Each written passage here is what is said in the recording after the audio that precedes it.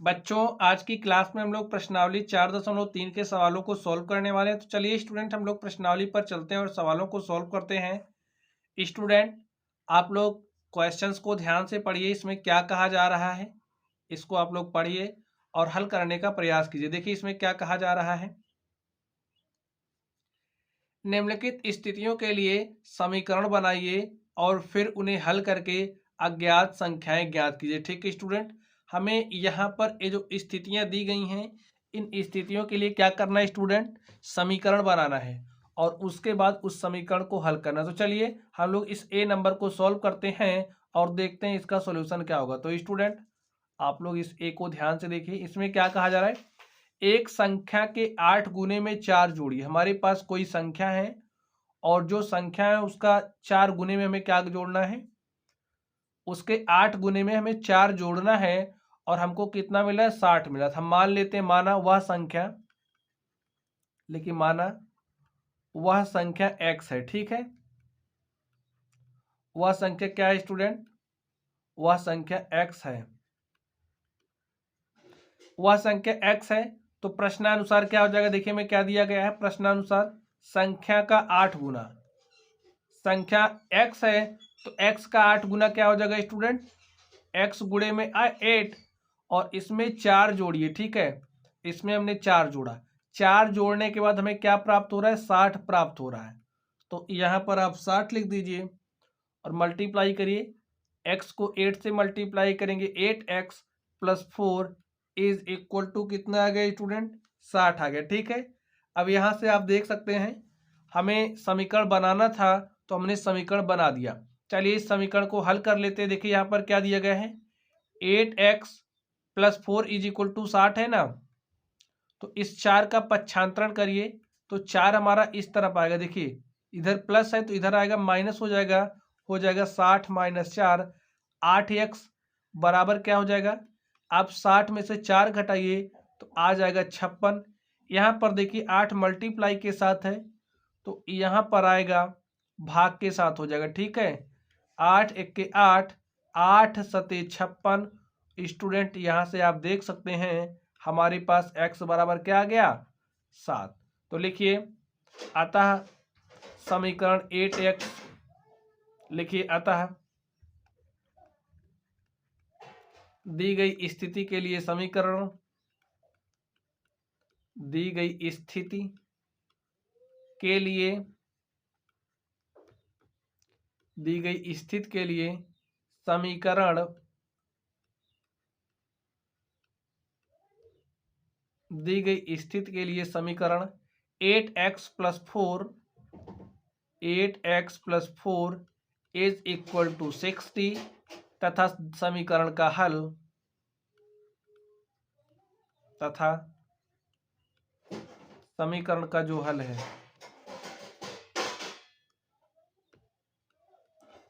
x बराबर 7 है। तो स्टूडेंट आप देख सकते हैं x बराबर 7 आ गया स्टूडेंट। चलिए अब हम लोग b पर चलते हैं और देखते हैं b का सॉल्यूशन क्या होगा। तो स्टूडेंट अब आप लोग b नंबर को ध्यान से देखिए, b में क्या कहा जा रहा है, b में आप लोग ध्यान से देखिए b नंबर का सॉल्यूशन। इसमें क्या जा रहा है, एक संख्या का 1/5 घटा 1/5 घटा 4 संख्या 3 देता है। ठीक है, तो हमारे पास कोई संख्या मान लेते हैं, वह संख्या क्या है, माना वह संख्या x है। ठीक है, तो हम मान लेते हैं माना वह संख्या x है। तो स्टूडेंट देखिए प्रश्नानुसार क्या हो जाएगा, प्रश्न जैसा कह रहा है उसी के अनुसार चलेंगे। लिखिए प्रश्नानुसार क्या हो जा रहा है, एक संख्या का 1/5, तो संख्या x है तो x का 1/5 घटा का मतलब माइनस कितना है, 4 है। ठीक है, -4 हमें कितना दे रहा है, 3 दे रहा है। तो इसको देखिए x को 1/5 से मल्टीप्लाई करेंगे, x/5 minus 4 is equal to 3। तो स्टूडेंट आप देख सकते हैं जो हमारी स्थिति यहाँ पर दी गई है उसके लिए समीकरण हमें प्राप्त हो गया। तो चलिए समीकरण को हम हल करते हैं। देखिए समीकरण को हल कैसे करेंगे, हल करिए। देखिए यहाँ पर x/5 minus 4 is equal to 3 दिया गया। तो स्टूडेंट हम लोग समीकरण के दोनों पक्षों में 5 से गुणा करेंगे। लिखिए समीकरण के दोनों पक्षों में 5 से गुणा करने पर, समीकरण के दोनों पक्षों में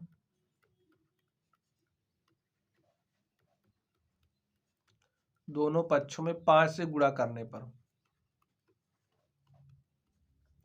तो स्टूडेंट अब आप लोग 5 से गुणा करिए, तो 5 से गुणा करिए, देखिए क्या हो रहा है, दोनों पक्षों में 5 से गुणा करना है, तो यहाँ पर 5 से गुणा करेंगे, 5x/5 माइनस यहाँ पर भी 5 से गुणा होगा, तो 5 चौके क्या हो जाएगा 20 इज इक्वल टू यहाँ पर भी 5 से गुणा होगा, तो 5 तिया 15। देखिए ये 5 इस 5 से कैंसिल हो जाएगा और हमारे पास स्टूडेंट क्या आ जाएगा, x - 20 इज इक्वल टू 15। अब आप x को यहीं पर रहने दीजिए, इस -20 को बराबर के दूसरी तरफ भेजिए, यहाँ पर 15 है, ये -20 जब यहाँ पर आएगा हो जाएगा +20। 20 में आप 15 जोड़िए तो 20 10 30 5 35 और स्टूडेंट x बराबर क्या आ गया 35। हमारे पास जो स्थिति दी गई थी उसके लिए हमारे पास समीकरण हो गया और इस समीकरण का हल हो गया। लिखिए, अतः दी गई स्थिति का समीकरण, अतः दी गई स्थिति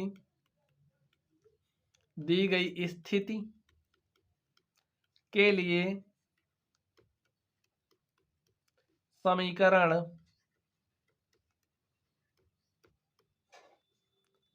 x/5 - 4 इज इक्वल टू 3 है तथा समीकरण का हल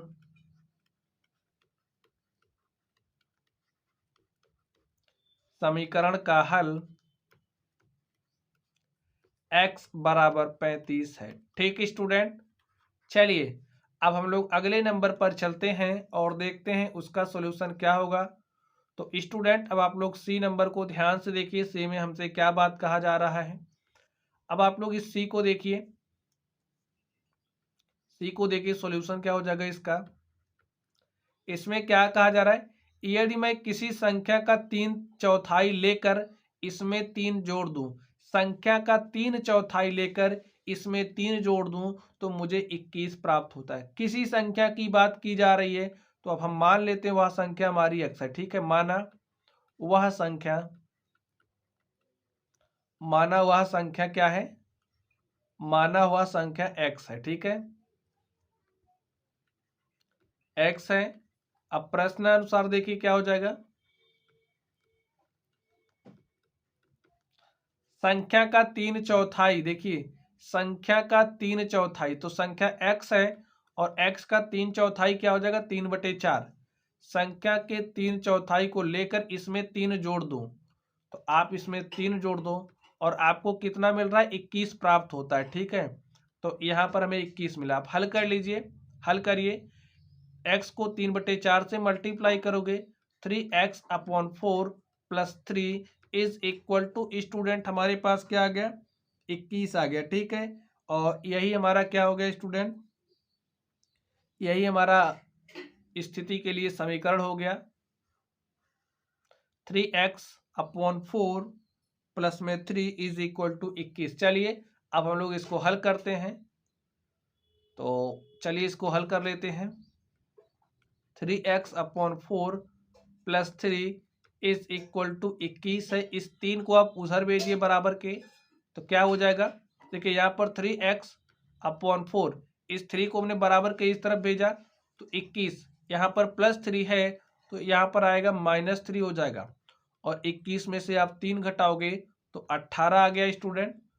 चलिए आगे देखते हैं हम लोग, यहाँ पर ध्यान से देखिए 3x/4 बराबर 18 आ गया ना, तो देखिए 3x इज इक्वल टू क्या हो जाएगा, यहाँ पर 4 भाग के साथ है तो यहाँ पर आएगा मल्टीप्लाई के साथ। ठीक है, और देखिए यहाँ पर 3x है, 3 गुणे x, तो x बराबर क्या हो जाएगा 18 गुणे में 4, यहाँ पर 3 मल्टीप्लाई के साथ है, बराबर के इस तरफ आएगा तो डिवाइड के साथ हो जाएगा, 3 1 के 3, 3 6 क्या हो जाएगा बच्चों 18, और यहाँ से देख सकते हैं x बराबर क्या आ गया 6 गुणे 4, और जब आप 6 को 4 से मल्टीप्लाई करोगे तो 6 चौक क्या हो जाएगा 24, तो x बराबर क्या आ गया 24। अब आप लिख दीजिए दिए गए स्थिति का जो समीकरण है, लिखिए, अतः दी गई स्थिति दी गई स्थिति का समीकरण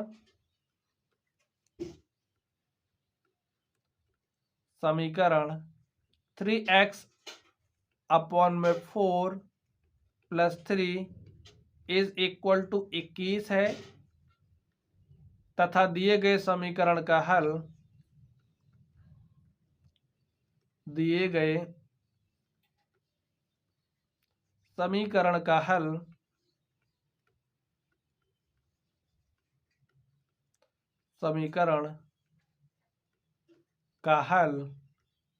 क्या है स्टूडेंट? 24 है। ठीक है, x बराबर 24 है। तो स्टूडेंट आप देख सकते हैं इस तरीके से ये जो हमारा सी था हमने इसको सॉल्व किया। चलिए अब हम लोग डी पर चलते हैं और देखते हैं डी का सॉल्यूशन क्या होगा। तो स्टूडेंट आप लोग डी को ध्यान से देखिए, इसमें क्या बात कही जा रही है। डी नंबर में जब मैंने किसी संख्या के 2 गुने में 11 को घटाया, कोई संख्या है और उस संख्या के 2 गुने में से हमने 11 को घटाया तो परिणाम 15 प्राप्त हुआ। किसी संख्या की बात कर रहा है, वो जो किसी संख्या है ना उसको हम x मान लेते हैं। आप कुछ भी मान लेना, y मानना, z मानना, जो भी मानने की इच्छा हो ना मान लेना। माना वह संख्या x है। ठीक है, वह संख्या क्या है स्टूडेंट? x है। x है तो प्रश्नानुसार क्या हो जाएगा? प्रश्नानुसार स्टूडेंट क्या हो जाएगा? अब जो संख्या है संख्या के 2 गुने, तो x का 2 गुना क्या हो जाएगा? x गुणे 2, और संख्या के 2 गुने में से 11 को घटाया तो आप 11 घटा दो ऐसे, तो परिणाम कितना प्राप्त होता है? देखिए 15 प्राप्त होता है। तो यहाँ पर आप 15 लिख दीजिए। अब आप 2 को x से मल्टीप्लाई करेंगे तो 2x माइनस 11 है और इज इक्वल टू क्या गए स्टूडेंट? 15। ठीक है, तो यहाँ पर आप देख सकते हैं हमें जो स्थिति दी गई थी उसके लिए हमें समीकरण मिल गया है। चलिए समीकरण का हल निकालते हैं हम लोग। तो यहाँ पर देखिए 2x minus 11 is equal to 15 हमारे पास ये समीकरण बना है। ठीक है, और इस माइनस 11 को बराबर के दूसरी तरफ भेजिए तो 15 माइनस 11 जब यहाँ पर आएगा तो हो जाएगा प्लस 11, और 15 में 11 जोड़ेंगे तो 15 10 25, एक हो जाएगा 26। 2x बराबर स्टूडेंट 26, तो x बराबर क्या हो जाएगा? 26 बटे में 2। ठीक है, 2 1 के 2, और यहाँ पर काटोगे तो 2 1 के 2, 2 3 6। x बराबर बच्चों क्या आ गया? 13। ठीक है, x बराबर क्या आ गया? 13। लिखिए अतः दी गई स्थिति के लिए समीकरण, दी गई स्थिति के लिए समीकरण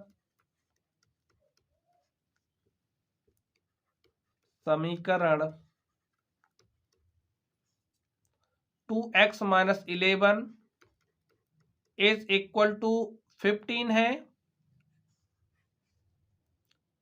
तथा दिए गए समीकरण का हल, दिए गए समीकरण का हल कितना है स्टूडेंट? x बराबर 13 है। तो स्टूडेंट आप देख सकते हैं इस तरीके से ये जो हमारा प्रश्न था हमने इसको सॉल्व किया। चलिए अब हम लोग ई पर चलते हैं और देखते हैं ई का सॉल्यूशन क्या होगा। तो स्टूडेंट अब आप लोग ई को ध्यान से देखिए, ई का सॉल्यूशन क्या होगा। तो यहाँ पर देखिए क्या कहा जा रहा है।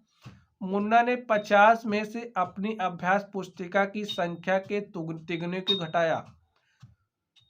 50 में से अपनी अभ्यास पुस्तिका की संख्या के तिगुने को घटाया तो उसे परिणाम 8 प्राप्त होता। ठीक है, अब पुस्तिका की संख्या के तिगुने को, तो पुस्तिका की संख्या तो पता नहीं है, मान लेते हैं, माना पुस्तिका की संख्या, पुस्तिका की संख्या क्या स्टूडेंट? n है। आप कुछ भी मान लेना, हमने n माना, n मान लिया। चलिए मुन्ना ने 50 में से, ठीक है, 50 में से अपनी पुस्तिका की संख्या के तिगुने, तो प्रश्नानुसार देखिए क्या हो जाएगा। देखिए यहाँ पर 50 में से घटाना है, तो 50 में से घटा दी किसको, पुस्तकों की संख्या के तिगुने को। तो पुस्तकों की संख्या n है और n का तिगुना, और हमको क्या मिल रहा है, 8 प्राप्त होता है, ठीक है, परिणाम के रूप में। तो 50 माइनस n को 3 से मल्टीप्लाई करिए, 3n इज इक्वल टू 8। ठीक है स्टूडेंट, यहाँ पर देख सकते हैं जो हमें स्थिति दी गई थी उसके लिए हमने समीकरण प्राप्त कर लिया। चलिए हम लोग इसको हल कर लेते हैं। 50 minus 3n is equal to 8। देखिए यहाँ पर 50 को आप ऐसे रहने दो, इस 8 को यहाँ पर लेकर के आइए, -8 हो गया। इस -3n को बराबर के दूसरी तरफ भेजेंगे तो +3n हो जाएगा। और आप 50 में से 8 घटाइए तो क्या आ जाएगा, 42। 3n is equal to 42। तो इस तरीके से लिख दीजिए 3n इज इक्वल टू 42, और n इज इक्वल टू क्या हो जाएगा, 42/3। काटिए, 3 1 के 3 और 3 14 में 42। ठीक है, तो स्टूडेंट n बराबर क्या आ गया, n बराबर आ गया 14। लिखिए n बराबर 14 लिखिए। अतः दी गई स्थिति के लिए समीकरण, दी गई स्थिति के लिए समीकरण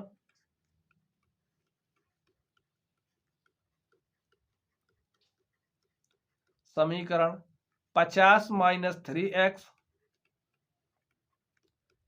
इज इक्वल टू 8 तथा दिए गए समीकरण का हल,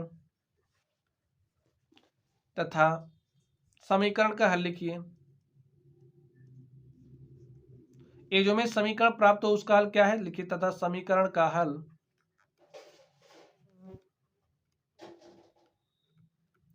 n बराबर क्या है स्टूडेंट, 14 है। n बराबर 14 है। तो स्टूडेंट आप देख सकते हैं इस तरीके से ये जो हमारा e था हमने e को सॉल्व किया। चलिए अब हम लोग f पर चलते हैं और f को सॉल्व करते हैं। तो यहाँ पर अब आप लोग f को देखिए, इसका सॉल्यूशन क्या होगा। इसमें देखिए क्या कहा जा रहा है, इबेनहल एक संख्या सोचती है, वह इसमें 19 जोड़कर योग को 5 से भाग देती है, ठीक है, उसे 8 प्राप्त होता है। अब जो इबेनहल है वो कौन सी संख्या सोचती है पता नहीं है ना, तो उस संख्या को हम मान लेते हैं, माना इबेनहल द्वारा सोची गई संख्या, इबेनहल द्वारा सोची गई संख्या, सोची गई संख्या क्या है, x है, ठीक है। अब प्रश्नानुसार क्या हो जाएगा स्टूडेंट,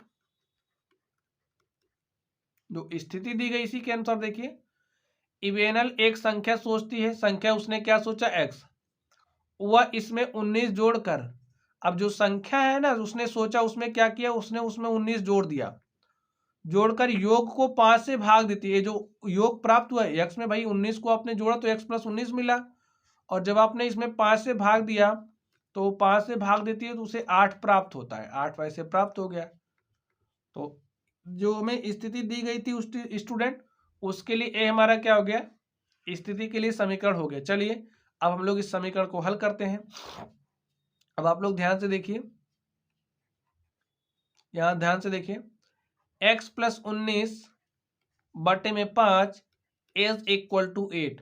यहां पर देखिए 5 भाग के साथ है तो इधर भेज दीजिए, मल्टीप्लाई के साथ हो जाएगा। x + 19 इज इक्वल टू 8 गुणे में 5।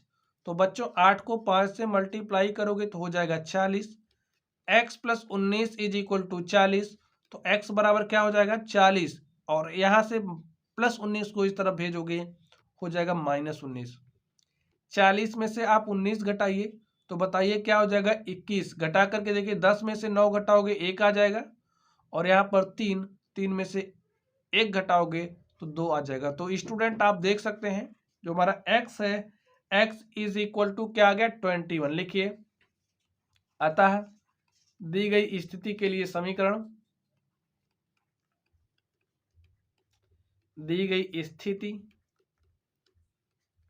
के लिए समीकरण x plus 19/5 is equal to 8 है, तथा समीकरण का हल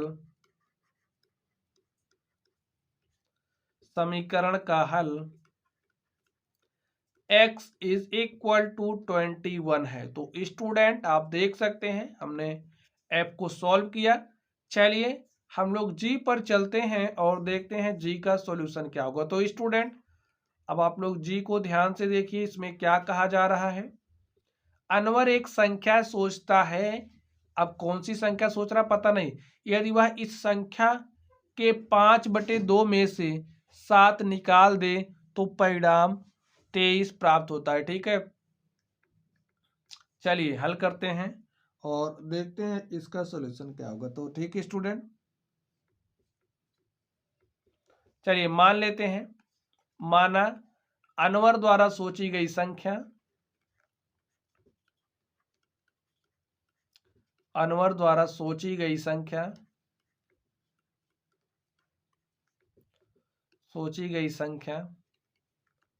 क्या है स्टूडेंट, n है। ठीक है, अनवर ने अपने दिमाग में n सोचा है। अब उसके साथ कर क्या रहा है देखिए, यदि वह इस संख्या के 5/2 में से, संख्या n है और n का 5/2 में से 7 निकाल दे तो उसे 23 प्राप्त होता है। तो n को 5 से मल्टीप्लाई करिए, 5n/2 - 7 इज इक्वल टू 23। और स्टूडेंट जो हमें स्थिति दी गई है उसके लिए देखिए हमने समीकरण प्राप्त कर लिया है। चलिए हम लोग समीकरण का हल निकालते हैं।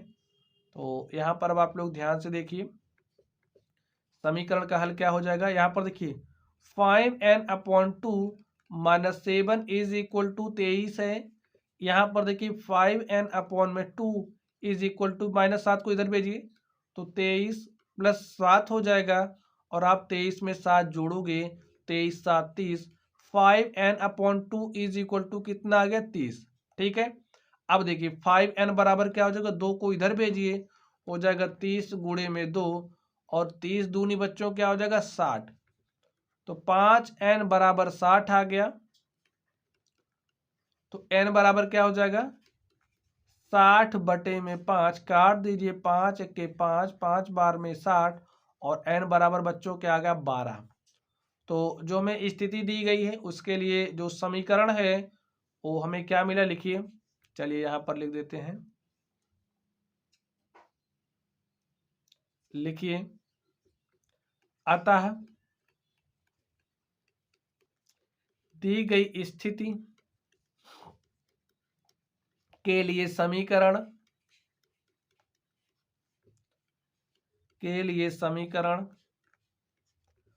5n/2 - 7 इज इक्वल टू 23 है, तथा समीकरण का हल n बराबर 12 है। तो ठीक है स्टूडेंट, चलिए अब हम लोग अगले प्रश्न पर चलते हैं और देखते हैं हमारा अगला प्रश्न क्या है। तो स्टूडेंट आप देख सकते हैं इस तरीके से ये जो हमारा क्वेश्चन नंबर 1 था, हमने क्वेश्चन नंबर 1 के सभी सवालों को सॉल्व कर लिया है। चलिए अब हम लोग 2 नंबर पर चलते हैं और देखते हैं इसका सलूशन क्या होगा। तो स्टूडेंट आप लोग ध्यान से देखिए इस ए नंबर को, इसमें क्या कहा जा रहा है। अध्यापिका बताती है कि उनकी कक्षा में एक विद्यार्थी द्वारा प्राप्त किए गए अधिकतम अंक प्राप्त किए गए न्यूनतम अंक का दुगुना जमा 7 है। ठीक है, दुगुना जमा 7 है। प्राप्त किए गए अधिकतम अंक 87 हैं। प्राप्त किए गए न्यूनतम अंक क्या है। तो न्यूनतम अंक हमें बताना है। हम मान लेते हैं, माना विद्यार्थी द्वारा प्राप्त किया गया न्यूनतम अंक, विद्यार्थी द्वारा प्राप्त किया गया न्यूनतम अंक क्या है स्टूडेंट, न्यूनतम अंक को हम x मान रहे हैं। ठीक है, अब देखिए प्रश्न के अनुसार क्या हो जाएगा, देखिए उनकी कक्षा में एक विद्यार्थी द्वारा प्राप्त किए गए अधिकतम अंक, जो प्राप्त किया गया अधिकतम अंक है, प्राप्त किए गए न्यूनतम अंक का दुगना, तो न्यूनतम अंक x है, तो न्यूनतम अंक का दुगना, और न्यूनतम अंक का दुगना जमा 7, जमा का मतलब होता है स्टूडेंट प्लस, ठीक है, जमा 7, न्यूनतम अंक का दुगना प्लस जमा 7, प्राप्त किए गए अधिकतम अंक 87 है, तो यहाँ पर क्या आ जाएगा 87, 87 क्यों, यहाँ पर देख लीजिए प्राप्त किया गया जो अधिकतम अंक है, ये जो अधिकतम अंक यहाँ पर बच्चे को मिलेगा वो न्यूनतम अंक का कितना गुना है, 2 गुना, 2 गुना जमा 7 है, ठीक है, और यहाँ पर अधिकतम अंक हमें दिया गया 87, ठीक है, मल्टीप्लाई करिए 2x + 7 इज इक्वल टू, यहाँ पर आ जाएगा 87। अब आप इसको हल करिए, 2x बराबर इस 7 को इधर भेजिए, तो 87 - 7, यहाँ से 87 में से आप 7 घटाओगे तो 80 आ जाएगा, 2x बराबर 80, तो x बराबर क्या आ जाएगा 80 बटे में, यहाँ पर देखिए 2 मल्टीप्लाई के साथ है तो यहाँ पर आएगा भाग के साथ हो जाएगा, तो x बराबर हमारे पास क्या आ गया 40, आप इसको काटोगे ना, 2 × 1 = 2, 40 में 80, ठीक है, तो यहाँ पर x बराबर 40 आ गया, तो लिखिए, देखिए x क्या है, विद्यार्थी द्वारा प्राप्त किया गया न्यूनतम अंक, तो विद्यार्थी द्वारा प्राप्त किया गया न्यूनतम अंक हमारे पास क्या आ गया 40, लिखिए, अतः विद्यार्थी द्वारा प्राप्त किया गया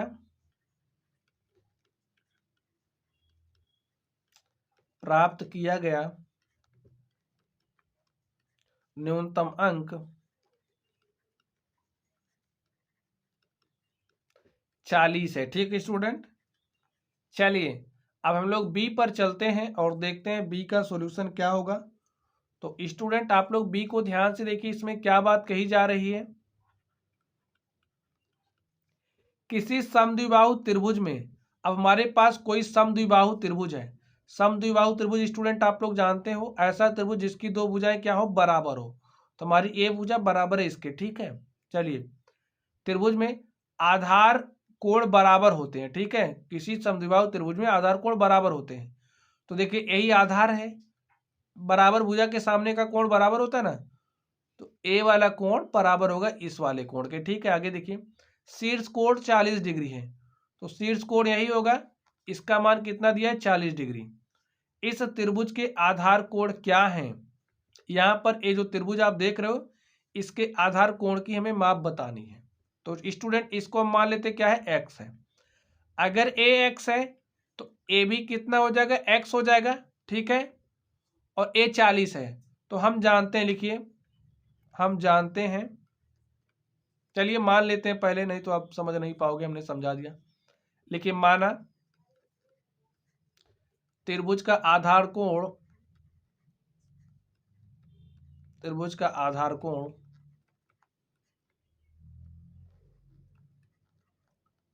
क्या दिया स्टूडेंट x, और दिया त्रिभुज के आधार कोण बराबर होते हैं, तो यहाँ पर ए वाला जो एंगल है इसके बराबर हो जाएगा, और देखिए क्या दिया गया शीर्ष कोण,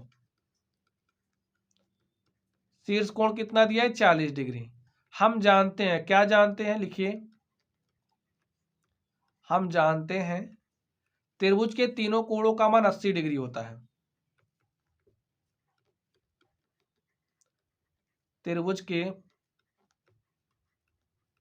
तीनों कोणों का योग,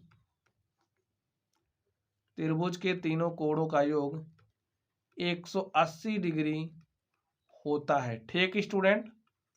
अब यहां पर आप लिख दीजिए, देखिए तीनों कोणों का योग 180 डिग्री होता है, तो ए वाला जोड़िए x प्लस में x प्लस में 40 डिग्री, ए बराबर हमारा हो जाएगा 180 डिग्री के, तो x में आप x जोड़ दीजिए, हो जाएगा 2x।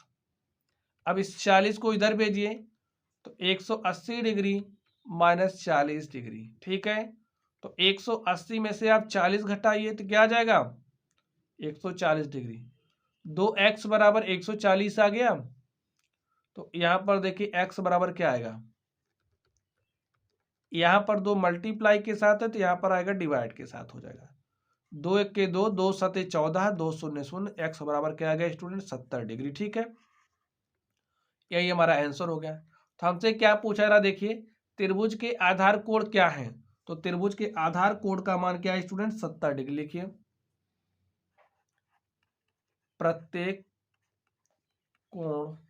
प्रत्येक आधार कोण 70 डिग्री, क्योंकि दिया है बराबर है तो एक 70 होगा, दूसरा भी 70 होगा। लिखिए प्रत्येक आधार कोण का मान 70 डिग्री होगा। ठीक स्टूडेंट, चलिए हम लोग सी पर चलते हैं और देखते हैं सी का सॉल्यूशन क्या होगा। तो स्टूडेंट आप लोग सी को ध्यान से देखिए, इसमें क्या कहा जा रहा है। सचिन द्वारा बनाए गए रनों की संख्या राहुल द्वारा बनाए गए रनों की संख्या की दुगनी है। अब जितना रन सचिन ने बनाया है और राहुल द्वारा बनाए गए रनों की संख्या क्या है, राहुल द्वारा बनाए गए रनों की संख्या की दुगनी है। उन दोनों द्वारा मिलकर बनाए गए कुल रन एक दोहरे शतक से 2 कम है। प्रत्येक ने कितने रन बनाए थे। देखिए अब हम मान लेते हैं जो राहुल है, राहुल ने कितने रन बनाए, x रन। तो और सचिन द्वारा बनाया रन क्या हो जाएगा, राहुल द्वारा बनाए गए रन का दुगना। तो राहुल ने x बनाया है तो x का दुगना क्या हो जाएगा स्टूडेंट 2x। अब प्रश्नानुसार देखिए क्या हो जाएगा, इसको हमने माना है, ठीक है, माना राहुल द्वारा बनाया गया रन x है, इसलिए सचिन द्वारा बनाया गया रन क्या हो जाएगा, राहुल द्वारा बनाए गए रन का दुगना, तो 2x। ठीक है, तो प्रश्नानुसार देखिए क्या हो जाएगा, दोनों को रनों का जो देखिए यहाँ पर क्या कहा जा रहा है, उन दोनों द्वारा मिलकर बनाए गए कुल रन। तो दोनों क्या है, राहुल द्वारा बनाया गया रन क्या है x है, और सचिन द्वारा बनाया गया रन क्या है 2x है। बनाए गए कुल रन एक दोहरे शतक से 2 रन कम है। दोहरे शतक का मतलब क्या होता है स्टूडेंट, 200। 200 से क्या है 2 कम है, तो 2 हमने कम कर दिया। जोड़िए x में 2x जोड़ोगे तो 3x बराबर 198। तो x बराबर क्या हो जाएगा 198 बटे में 3। तो काटिए 3 छक 18, 1 19, 3 छक 18, तो x बराबर क्या आ गया 66। प्रत्येक ने कितने रन बनाए थे हमसे पूछा जा रहा। x किसका मान है, राहुल है। देखिए तो राहुल ने कितने रन बनाए 66, और सचिन ने कितने रन बनाए 2 गुणे 66, राहुल का दुगुना ना, तो 2 गुणे 66। लिखिए अतः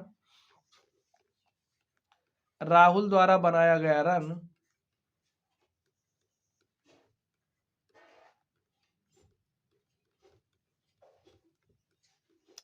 रन 66 है, तथा सचिन द्वारा बनाया